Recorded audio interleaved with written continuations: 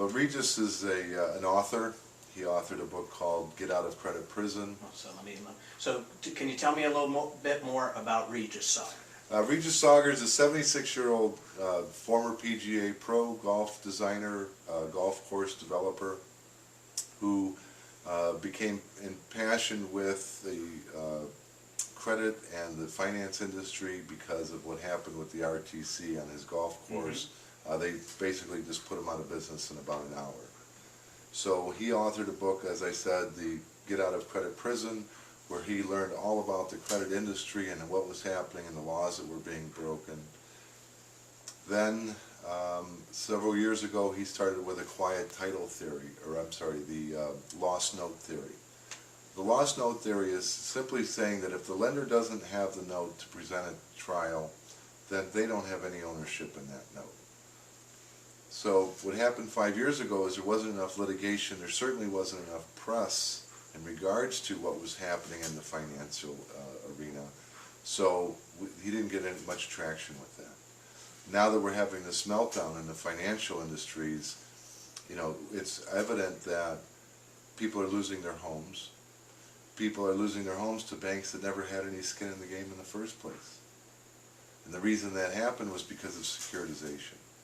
So what happens when they started to break up mortgages, where in the old days, you would go to the bank, they would lend you the money, and you would make your payments back to that bank.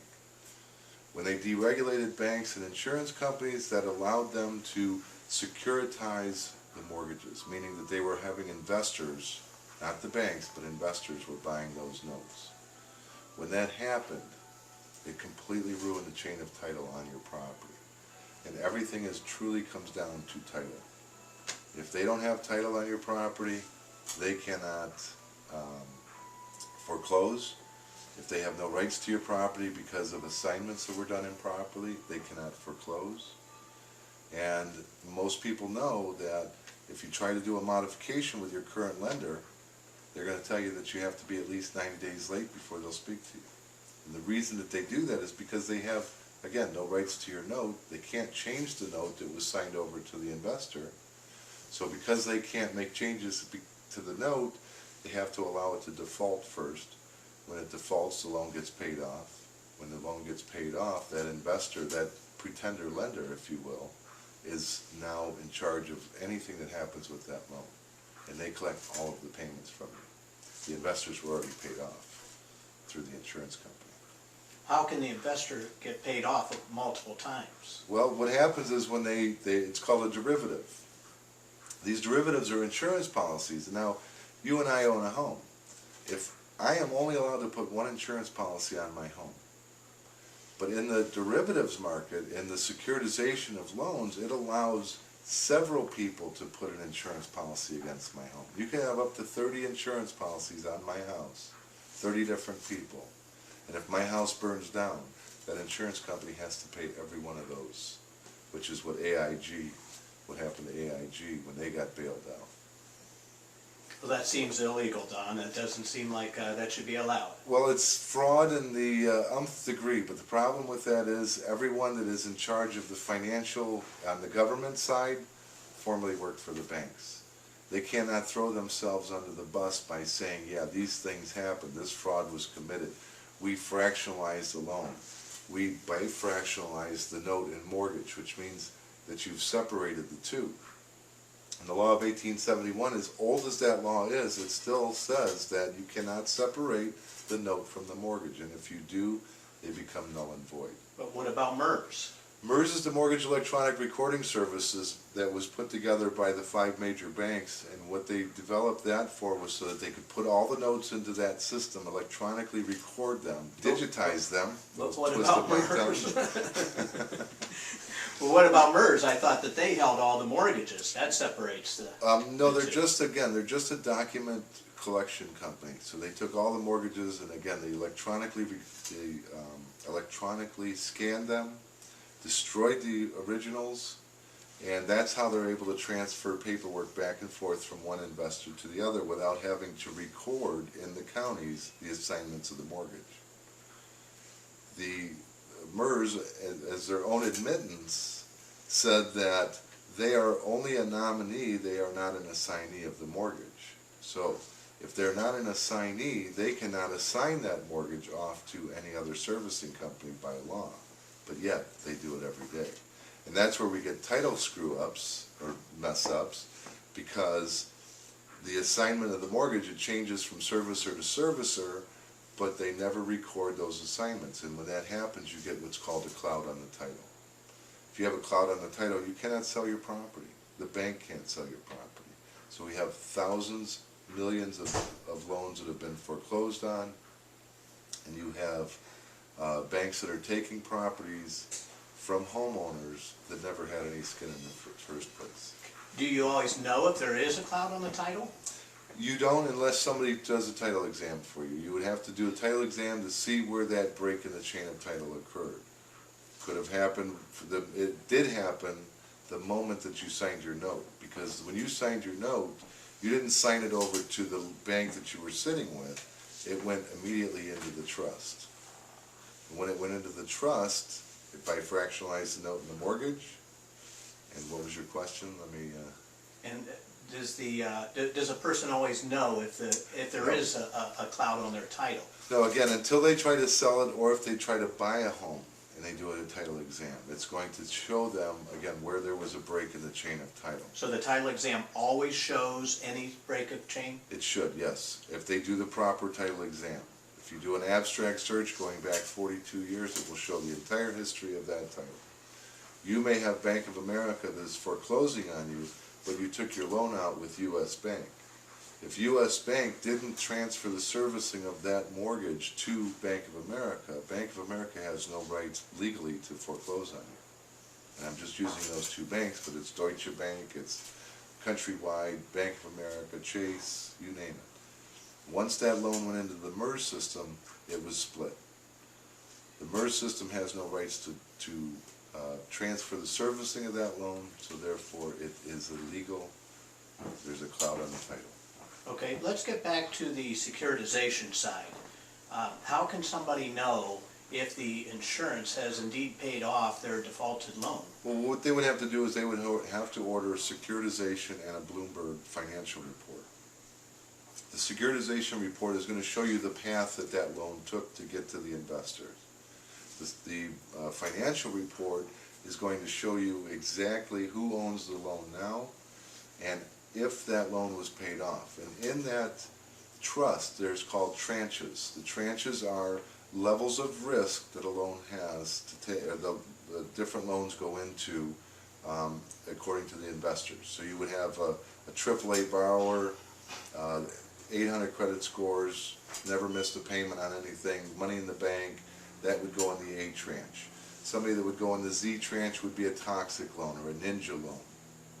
And those are loans that are no income, no asset, adjustable rate, negative AM loans. Those toxic loans were created to fail.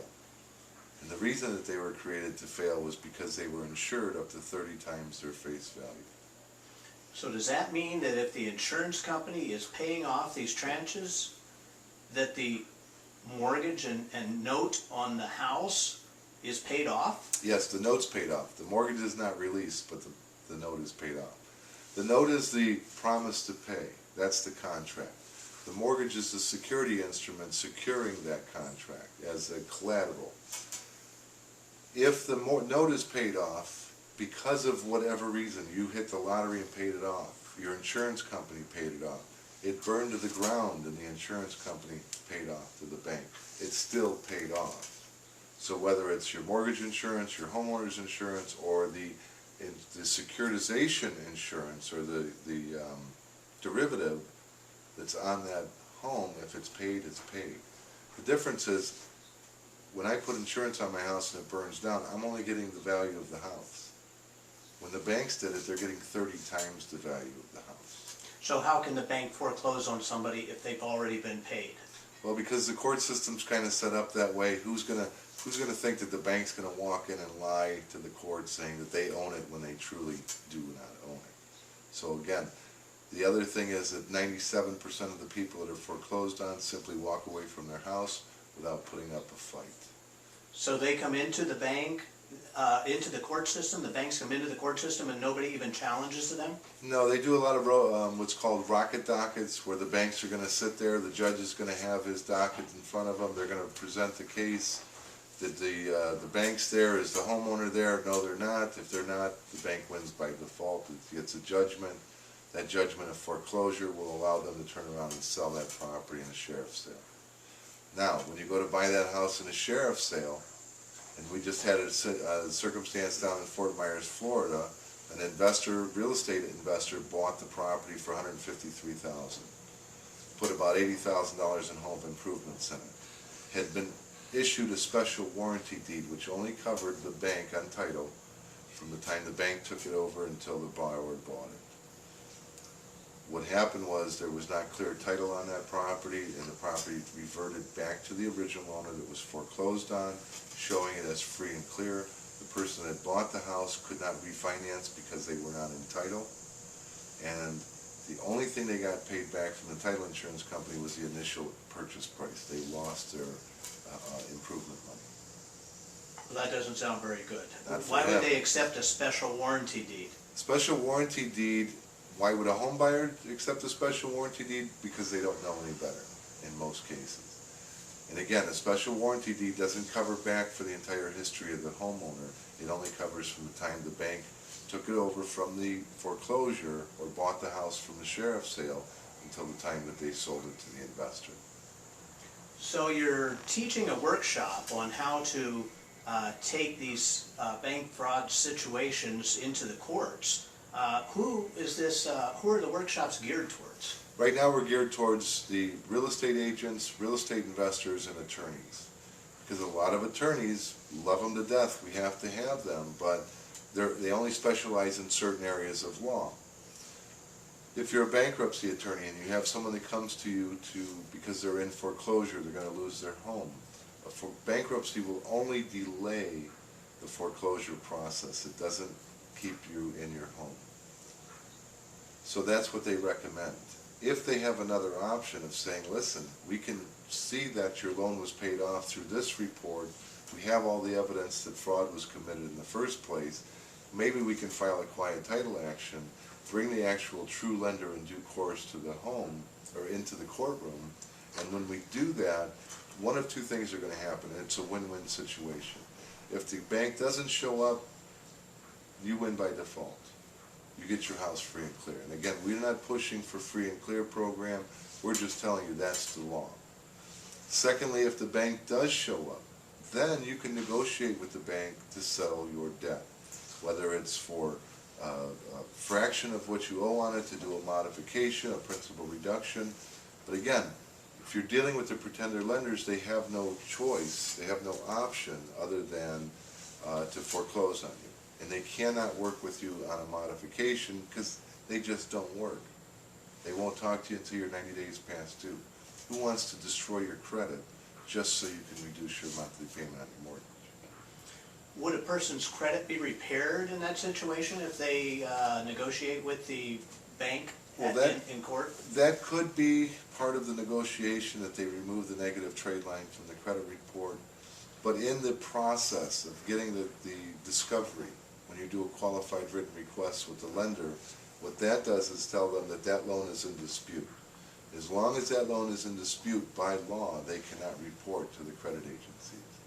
Now, once that dispute is resolved, if you find that that lender had no rights and were not the holder in due course, that cannot go back on your trade line, or as on your credit report as a trade line.